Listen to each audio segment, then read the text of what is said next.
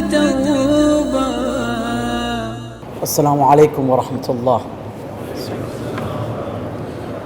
أعوذ بالله من الشيطان الرجيم. بسم الله الرحمن الرحيم. الحمد لله المختص بالتوحيد المتقدم بالوعيد الفعال لما يريد المحتجب بالنور دون الخلقه ذي الأفق الطامح وعز الشامخ وملك الباذخ المعبود بالآلاء رب الأرض والسماء.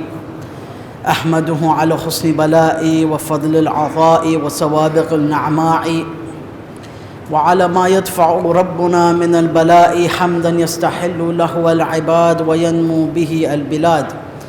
والصلاة على سيد كل زاهد وأشرف كل عابد محمد المصطفى وعطرته والأكارم الأماجد صلاة تدوم بدوام الأعصار والأوابد. أما بعد أوصيكم ونفسي بتقوى الله. Allah subhanahu wa ta'ala in Surah Al-Nahl reminds us of a very important point.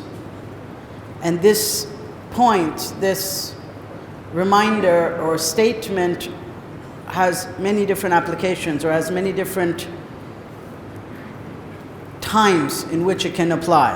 وَمَا أَرْسَلْنَا مِن قَبْلَكَ إِلَّا رِجَالٍ نُحِّي إِلَيْهِمْ. That we have not sent before you people, men, except that we revealed to them. فَاسْأَلُوا أَهْلَ الذِّكْرِ إِن كُنتُمْ لَا تَعْلَمُونَ. So ask the people who know if you do not know. So in this first khutbah, I want to explore بحول الله وقوته some of the important reasons why we have institutions of scholars and fuqaha that we follow, and why these institutions are important and what can be lost if, na'udhu billah, that connection is severed from those fuqaha who we follow. In order for us to explore this, we have to be students of history. We have to look to the past and see what happened to other nations, what happened to other communities when they began playing fast and loose with this connection to their religious leaders. For that, we have to turn to Christianity. And before the formation of, or the reformation of the Vatican, of the Catholic Church, one of the older popes, Pope Pius, argued vehemently against it at that time. His words were, men have rebelled against that Christianity which is true and faithful to Christ and his doctrine. Of course, I'm not promoting Christianity here. My point is that he rejected some of the reforms that came forward. And he says that, mark my words, the Christianity that they will have in the future, this is Pope Pius himself, it's Pope Pius in his own words, the Pope, previous Pope of the past, he says, they will fashion a new kind of Christianity which is to their own liking. An idol which neither saves, which is not opposed to the passions of our desires, nor to the greed of gold or silver, nor is it opposed to the pride of life. It is a new religion without any soul. In fact, it is without religion at all. Now he, Pope Pius XII, predicted this. And he said, mark my words, if you tread down this path, that you are now saying that this religion, that this doesn't relate to us, this. He's not saying I reject your ideas, but your radical ideas that you're saying, to democratize religious knowledge, let it be in the hands of everybody. So the priesthood of every believer. It didn't go entirely in that direction, but that was what was being pushed. And somewhere in between is where they ended up. But the point is that it ended up becoming a disaster. And history has shown us how things have ended up. That their complaint was that, this religious institution doesn't speak to our modern needs. It has become irrelevant. But then the question that then comes up, who guides who? Is a religious institution to be guided by the masses? Or are the men of Ahlul Fadl wal Ilm and piety to guide the masses. And we see that certain modernist movements in the Muslim world, especially after the Second World War, or even prior to that at the turn of the century, advocated these sorts of things. And this sort of rise of pseudo-intellectuals in both the Sunni and the Shi'i world have advocated eerily similar ideas and movements and kalam, which is almost so similar to Protestantism. It is so similar. To a student of history, when you look at what is being advocated today in certain places and you look at what these reformists had advocated to the Christian church, in fact, I've often heard them say that we are the Martin Luther of our time. Well, what is so to be praised about Martin Luther? So the question is, who guides who? Because we understand that during the ghaiba, well, the function of the imam and the function of the faqih is of three very important things. Hami al-Sharia, that the faqih is there to protect the Sharia, that the Sharia is the way towards faithfulness, the road towards God. He is there to protect it. He's its hami. 2, ta'aleem al-jahil, to teach the one who doesn't know. So this person must be the supreme teacher, the supreme mu'allim, the one whom everyone looks up to for guidance. With 3, daf' al-munkar. And this individual protects the ummah and the community from munkar. And he understands it, and he understands how it comes in its various turuq and its various ways and its various avenues. So who will perform this? Who will perform these tasks unless modern man no longer is interested in these 3 things? No longer wants the Sharia to be protected. No longer wants the jahil to be taught. And no longer wants daf' al-munkar. Someone has to fulfill this role. Logic tells us someone has to fulfill this role. So the question is it up to each and every person to fulfill this role? That it's just a priesthood, every believer is a priest, every believer is a maulana, every believer is a faqih. We saw how that turned out in other religious traditions. Not necessarily in Catholicism, but in Protestantism and Reformed Judaism. We've seen how this experiment has gone on and on. In fact, there's a scholar who's written a book about, a Jewish scholar at Harvard University wrote a very interesting book about how Judaism became a religion. That in the 18 and 1900s, the Jews of Germany came under profound pressure, saying either you reform or you don't fit into Europe any longer. Change your ways, change your rituals, change the way you dress, and then maybe you will be accepted into the bosom of Europe. It's by Batnitsky at Harvard. And they did it. And now they're saying, Ya Wayla. Because now we don't have a religion that we can recognize anymore. We don't have a way of life that we can recognize anymore. Was it really a zero-sum game? Were we ready to throw the baby out with the bathwater and just get rid of everything? And we listened to the likes of, Herzl and others in those days. We have to learn from history, brothers and sisters. We have to learn from history. The Muslim world is under extreme pressure at this time from elements of the left, from certain political forces. This is well known, of course. I'm not saying that we don't engage and we don't have dialogue, but we should never feel inferior. Never feel inferior. Never feel like we have to prove that I'm a subservient Muslim to someone else. That is inferiority. And the Jews went through it in Europe. And now many are writing and saying, wa wayla. I mean, we were forced to change. We felt that that the European man would never accept me until I did X, Y, and Z. And then I would be accepted into the political dialogue and conversation and so to speak, within their circles. And they were accepted, very much so. Then often the argument that comes forward is, well, it only makes sense, Maulana. You know, it only makes sense. Why can't I marry a Hindu? Or a non-Muslim of any kind? Nothing against anyone's religion, but the ahkam of zawaj are ahkam of zawaj, nikah. So now there's people coming up and saying, well, no, we're all human beings, we marry whom we want as long as they're a good person. So I would ask that gentleman a question. Often the youth ask these questions. I don't know about here in Dar es Salaam, but in Toronto and other places, this question is asked all the time. Well, what difference does it make? They're a good person. Why are you making an issue of it? You know, these Maulanas are so, you know, they just want to stop us from enjoying life.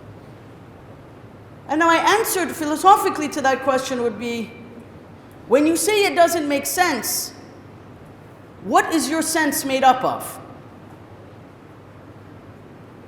That my dear youth, my dear youngster, or sometimes unfortunately an elder even, I would ask them, how do you understand the concept of aql? Does aql tell you that you just obey any desire that you have in your heart? Is that aql or is that shahwa? Is that desire? Because the two are distinguished. There's two different kinds of aql. I don't want to go into too much, but these are very important questions and burning questions that are often asked. There's general principles of aql, and there's more minute principles. Badihiyat wa nadariyat. For example, if I want to build a bridge, I know I have to build a bridge. I know I can't cross the water until I build that bridge. Fine. And I even know that a bridge needs support, it needs a foundation, build it out of concrete, so on and so forth.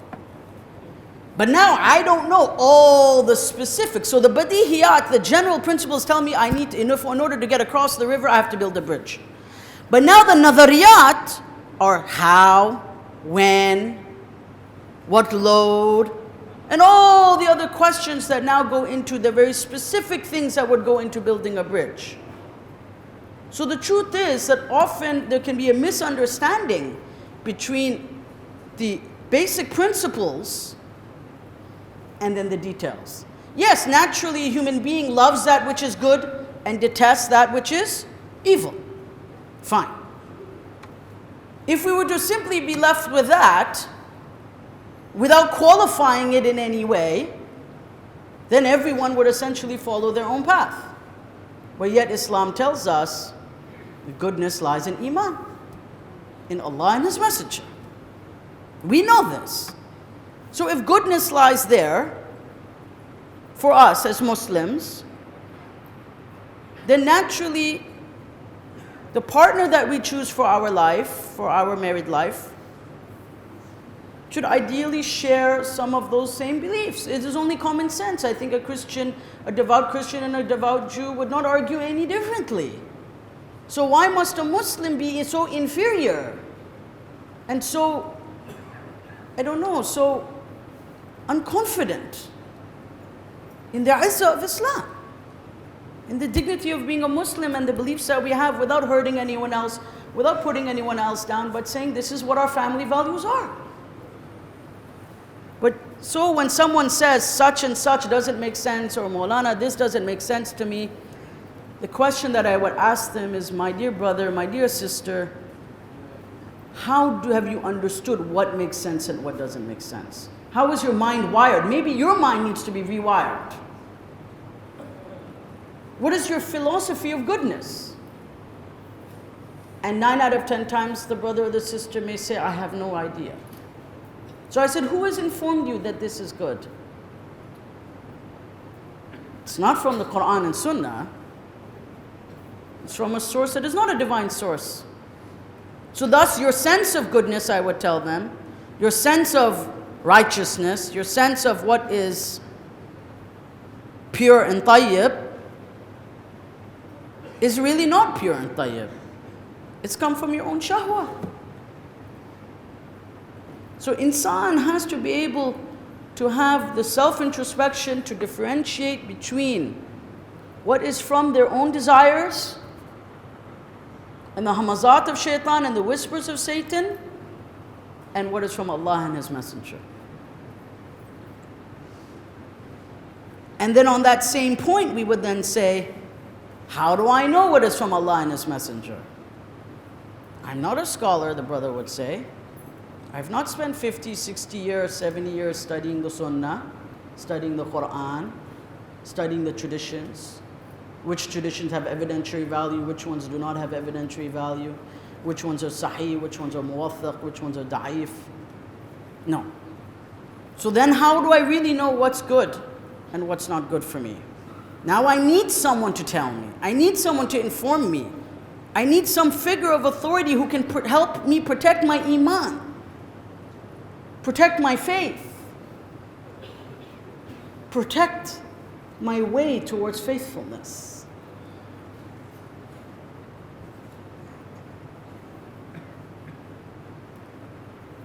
And the same way we would treat the bodies of our children and take all the precautions to ensure that their bodies are cared for.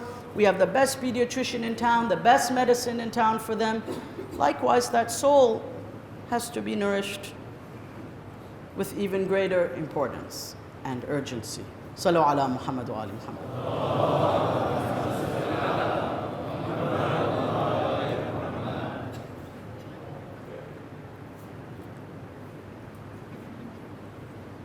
And when we look at the lives of our great scholars, it reminds me of a story of Sayyid al-Khoi, rahimahullah, that, one of his students was telling me once, who was my teacher, was telling me that, just to give you an idea of how our ulama think very often, even outside of religious issues, just to give you an idea of what would seem religious, but yet they see God in everything. The people used to come to Sayyid al-Khoi. He was, of course, a faqih, the greatest faqih of his time. Yes, there was no doubt about that. But did you know he was also an expert in architecture? That people used to come to him to get their architectural plans approved in Iraq. He loved architecture. In fact, many of our Maraja are actually mathematicians. They are specialists in many sciences. We often think that, or maybe we often don't think, but some people think, he just knows about religion. He's just jahil about everything else in life. Na'udhu billah. That's not the case at all. Some of them are first-rate mathematicians. Some of them are first-rate biologists. They understand the laws of physics, chemistry. I've had opportunities to have, alhamdulillah, mind-blowing discussions about the universe and cosmos and all kinds of different things. That we should not assume that they're just ignorant to the world, na'udhu billah. They don't know. That's our assumption sometimes, unfortunately, or some individuals' assumptions, not our assumptions. Some individuals. That is completely false. It's not true. I know for a fact Sayyid Sistani Damadilluhu is very well versed in economic policy, post-war reconstruction, political science, anthropology. These are the things. Sayyid al-Hakim, the same thing. Very well versed in anthropology and human sciences and economics and all kinds of, even to a certain extent in new developments in artificial intelligence. I myself have heard these things. So alhamdulillah, our scholars, yes, they're not specialists in all these fields, but they are aware of the issues. They have a strong understanding and grasp of at least the introduction to many of these issues, and they're always willing to learn. Mashallah, I've seen doctors and engineers arrive. I've seen scientists and physicists in the office, coming from the office of Sayyid Sistani Damadilluhu.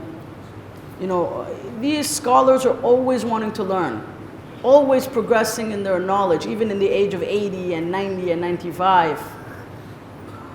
For them, seeking knowledge never ends. In fact, Sayyid Sistani has a standing, we're told by some of his wukala in Lebanon that he has a standing order that any book that is published about Muslims out of Lebanon, Lebanon is the main printing press, as soon as it is translated from French or English, one copy arrives to him. and he reads about it. But I mean, Muslims of Germany and their struggles of immigration and this and that, oh, he, mashallah, alhamdulillah, is aware of all of these very complex issues. And I think anyone who claims that they are just, na'udhu billah, la samahallah, you know, people who are just sitting in some corner in Iraq and they have no idea of what's going on in the world at all is mistaken. Sallu ala Muhammad wa ala Muhammad.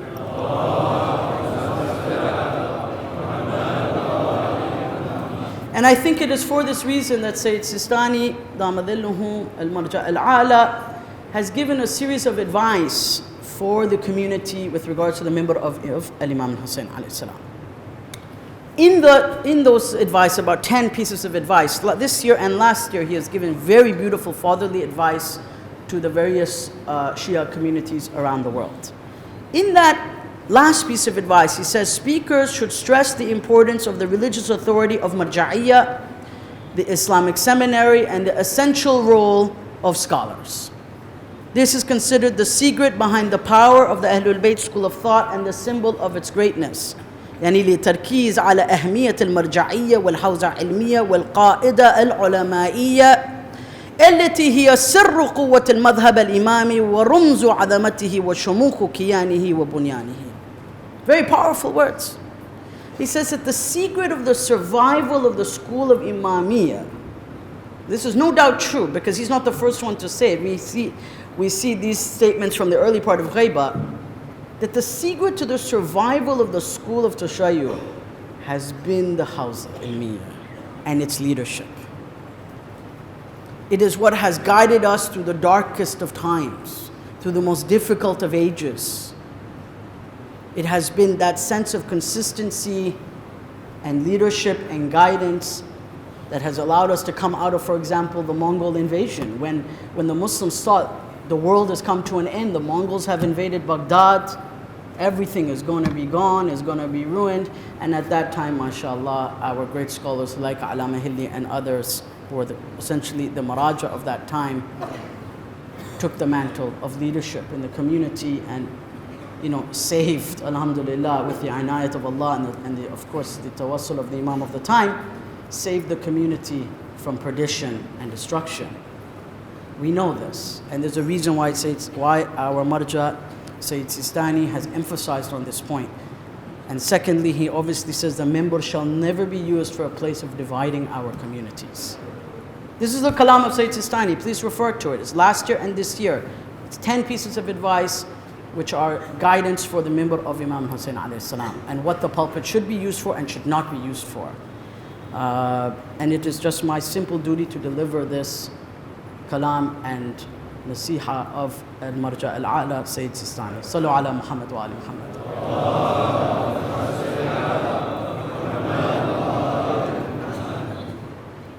And of course, the traditions which outline the authority of the scholar are so many, and they don't need to be enumerated here in Jumu'ah. That's something more in a classroom environment. But there are numerous authentic traditions. For example, Sayyid Sistani has written a whole book, Kitab al-Ijtihad wa Taqlid, over 700 pages, where he has outlined these issues. It's not that these are based on theories. MashaAllah, Samahat al-Sayyid al-Marja al-A'la has written many books on this subject, alhamdulillah, which are available in the Arabic language. All his lessons of Ba'th al-Kharij, Dars al-Kharij, have been published in almost 8 or 9 volumes, very large volumes. They have been published.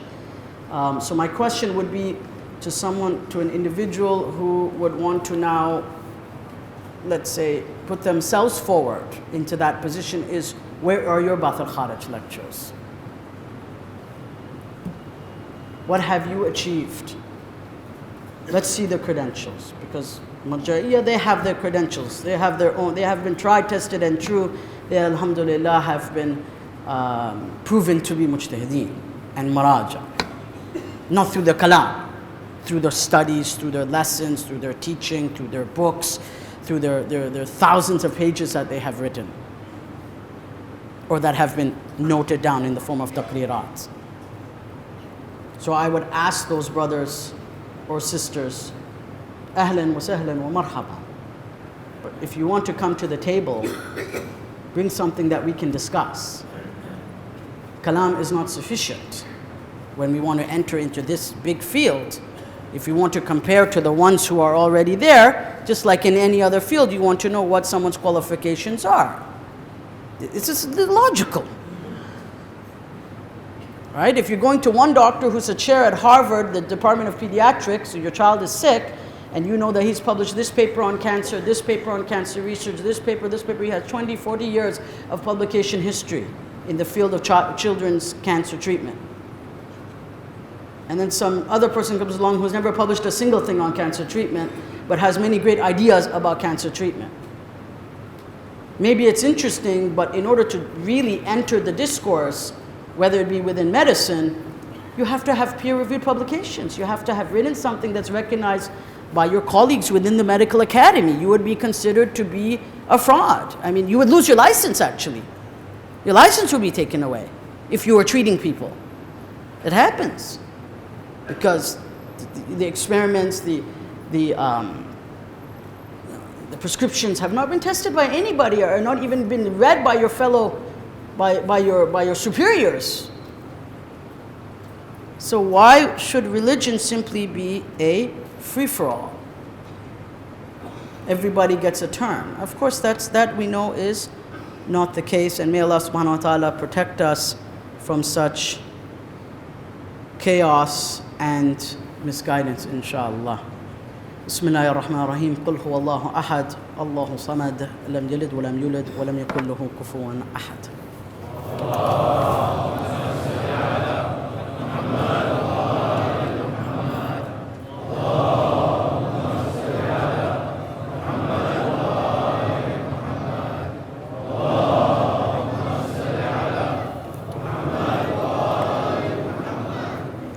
أعوذ بالله من الشيطان الرجيم بسم الله الرحمن الرحيم والصلاة والسلام على رسول الله وعلى أهل بيته الطيبين الطاهرين. In the second khutbah, I just want to briefly share my observations about the social work that's being done here. MashaAllah, this is my first visit to Tanzania, and it really touches my heart to see what the brothers and the sisters are doing with regards to improving the lives of average human beings here in both Kenya and Tanzania. Really, it is just mind-blowing. You know, really, it's incredible the work that is being done with regards to education, social and economic empowerment, fighting poverty, and all kinds of other things like this, and religious education, of course, as well. I mean, it really it brought tears to my eyes on more than one occasion to see this kind of work. Alhamdulillah, I've traveled, lived in Lebanon and many other countries, alhamdulillah. But the work that is being done here, and I'm not just saying this to do your praise, really, the work that is being done here is mashallah, of a first-class category, you know. And may Allah subhanahu wa ta'ala give the community more tawfiq to continue this this great work and struggle, and alhamdulillah, you know, this is truly, you know, this is the mission of Imam Hussein alayhi salam that I think about. You know, there's this mission to bring about goodness in the society, to spread the message of Imam Hussein alayhi salam, which is universal for all of mankind, for all of humankind. And that being said, knowing that this spirit of giving, the spirit of generosity, the spirit of hard work and charity is a foundation of this community here in Tanzania, you know, there's a couple of things I want to just bring to your humble attention. One is the crisis in Yemen. I know we are all watching the news, but these are really the forgotten people on earth. I mean, these brothers and sisters in Yemen are probably now the most starving and people in the world. I mean, the situation it's beyond tenable. It's not even a humanitarian disaster, it's a humanitarian catastrophe. And knowing, mashallah, the resources of this community, I'm sure there is something that is being done. And if there isn't right now, then inshallah there will be, because we will all be asked by Allah subhanahu wa ta'ala as to what we have done with our empowerment, with our resources, with our wealth, with our time, with our knowledge and our technological and social and economic know-how. And this is, I think, one of the most disastrous places on earth, really. They describe it as hell on earth, actually. As hell on earth. And of course, we know why that is occurring. Obviously, there are, certain countries that think that they can get away with simply murdering mass people with the support of big powers in the world. That is unfortunately the world in which we live. But we cannot tolerate that. We cannot simply just be silent. We will be questioned by God. God will ask us, what have we done tomorrow? As these children are just being murdered. It's a complete bloodbath in Yemen. I don't even know, the child mortality rate is through the roof. So I think now it's the highest on the planet. It's getting there to be the highest on the planet at the moment. And the second thing is, of course, closer to home. I understand that there was a tragedy here in Tanzania of a boat that recently capsized, and there were 200 souls that were lost, 200 lives or plus that died. And from what I understand, this community is attempting to help. The leadership did go to the site to see the ruins and to help with the rescue efforts or the relief efforts. But we need to contribute to those efforts. They're your fellow countrymen, they're your fellow likeness in the creation of Allah subhanahu wa ta'ala, they're your nadhirun fil khalq. Right? They are our likeness in creation. Whether they're Muslim or not is regardless, they are human beings. And these human beings are suffering, and they're your fellow countrymen and countrywomen. You're all proud, I'm sure, to be Tanzanian, and they are your fellow countrywomen and your countrymen. They need help. And they're some of the poorest people in the country, from what I understand, the most dispossessed, or maybe even some of them very disenfranchised and dispossessed people. They need assistance, especially financial assistance, from what I've been told from some of the brothers. So let us be generous and open-hearted in the name of humanity, as Ahlul Bayt were always in the name of humanity as well. And inshallah be an example for, inshallah, this community always is an example for all of Tanzania, with your giving hearts and your giving hands and your, and your beautiful charity work that you are already doing, and inshallah will also continue in light of this horrible tragedy that's taken place. May Allah subhanahu wa ta'ala inshallah give us the tawfiq to continue this work and to be those vehicles of goodness in this world. And inshallah, Allah taqabbal a'malana, and God will accept our deeds in the akhirah, inshallah. Bismillahir Rahmanir Rahim. Allahumma salli ala Muhammadin abdika wa rasulika wa aminika wa safiyyik wa habibik wa khiratik min khalqik wa hafiz sirrik wa muballigh risalatik afdala wa ahsana wa akmala wa ajmala wa aska wa anma wa atyaba wa athhara wa asna. وأكثر ما صليت وباركت وتراحمت وتحننت وسلمت على أحد من عبادك وأنبيائك ورسلك وصفوتك وأهل كرامة عليك من خلقك. اللهم صل على علي أمير المؤمنين ووسير رسول رب العالمين وعلى صديقة طاهرة فاطمة سيدة نساء العالمين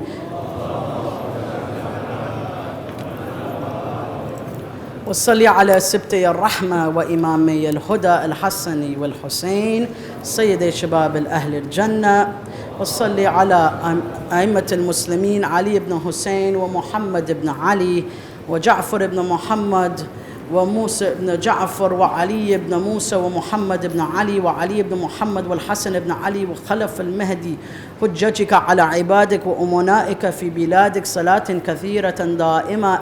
اللهم وصل على ولي أمرك القائم المؤمل والعدل المنتظر احفظه بملائكتك المقربين وأيده بروح القدس يا رب العالمين. بسم الله الرحمن الرحيم. والعصر إن الإنسان لفي خسر إلا الذين آمنوا وعملوا الصالحات وتواصوا بالحق وتواصوا بالصبر.